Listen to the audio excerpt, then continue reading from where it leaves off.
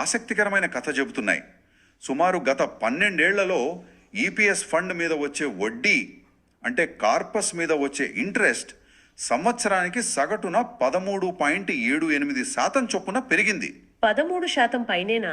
Okay. కానీ అదే సమయంలో కొత్తగా పెన్షన్ తీసుకుంటున్న వారి సంఖ్య కేవలం 5.43% మాత్రమే పెరిగింది. ఒక్క నిమిషం. అంటే ఫండ్లోకి డబ్బు వస్తున్న వేగం బయటకు వెళ్తున్న వారి సంఖ్య కన్నా చాలా ఎక్కువగా ఉంది. దాదాపు రెట్టింపు కన్నా ఎక్కువ. ఖచ్చితంగా. దీని అర్థం ఫండ్ బలంగా ఆరోగ్యంగా ఉంది. సమస్య నిధుల కొరత కాదు, నిధుల పంపిణీ విధానంలో ఉంది. ఓకే. మరో ఉదాహరణ చూద్దాం. 2012-13లో ఒక పెన్షనర్కు అందుబాటులో ఉన్న వడ్డీ వాటా నెలకు దాదాపు 2,718 రూపాయలు ఉండేది. సరే. ఇప్పుడు అంటే 2023-24 నాటికి అది 6,228 రూపాయలకు పెరిగింది.